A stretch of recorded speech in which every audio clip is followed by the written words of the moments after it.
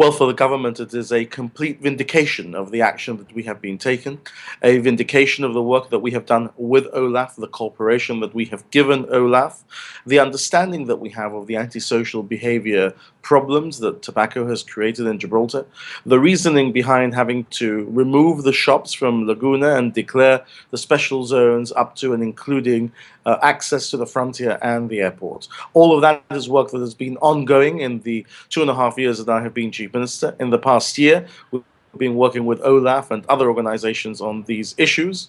And I think it's important that when we identify that there is an issue, we deal with it, and that is exactly what we have done with the measures that we have been implementing both before Olaf was involved and after Olaf has been involved.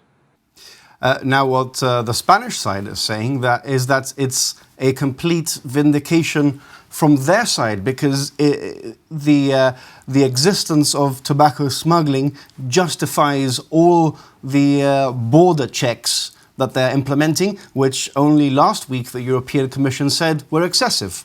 Well, as you know, Jonathan, this is absolute nonsense. We didn't need Olaf to tell us that there was tobacco smuggling going on. The government of Gibraltar, since I've been elected, has been very clear in trying to contain the antisocial behavior issues that arise from tobacco smuggling.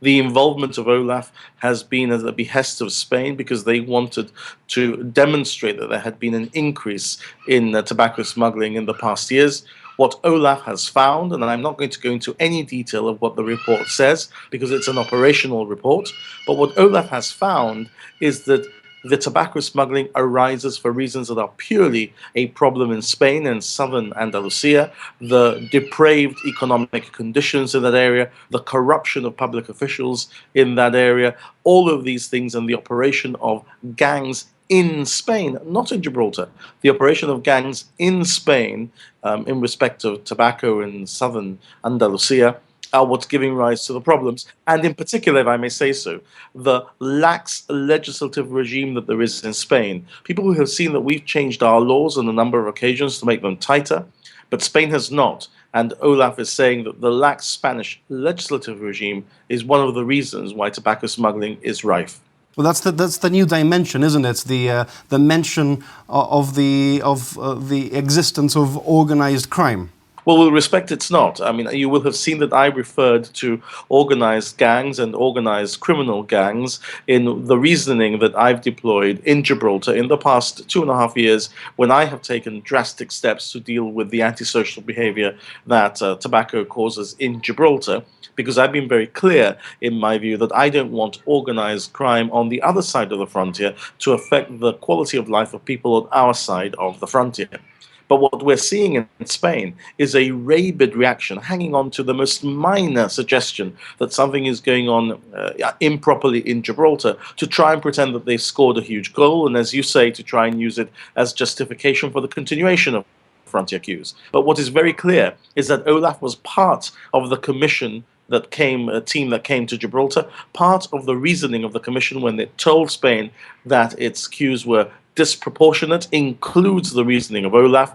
And look, we have demonstrated in the past year that we fight when Spain wants to put up a fight very carefully, very studiously. We do things properly, and we'll go back to the Commission and we'll go back to Olaf if Spain tries to use the Olaf report in some way to justify the unjustifiable. There is a feeding frenzy in the Spanish media today. It's all rabidly anti-Gibraltar. We've seen this before. We will now slowly start the process of dismantling this again and demonstrating to the Spanish people that they are being lied to by their government once again.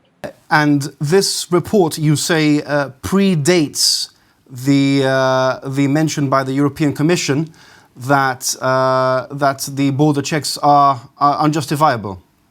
That's absolutely right, and it is part of the team that comes to Gibraltar that includes Olaf. And therefore, the statements of the Commission as to the proportionality of the queues, the adoption by the European Commission of the language of the British Prime Minister David Cameron and of the government of Gibraltar, that the queues are disproportionate, comes including the Olaf reasoning. So it's absolutely ridiculous for Mr. Malagallo to say anything that suggests that the queues are now justified, other than for their own internal public consumption, something which we can see in order to hide other news that is emerging in Spain. Last year it was the scandal of Mr. Barcenas and the fact that he had been paying Mr. Rajoy an extra salary, and Mr. Rajoy was texting him. This year, it's the potential, for example, that the OECD might send inspectors to Spain because they are so concerned about the political corruption affecting the government there. All of these things, Gibraltar serves to hide as the traditional smokescreen that they deploy at any time, in particular in August. This year, it looked as if the Puyol family were taking the brunt of it for the first few weeks. It appears they don't produce enough copy for the whole month, and therefore Gibraltar also needs to bear its share of the burden for the hiding of other political stories in Spain.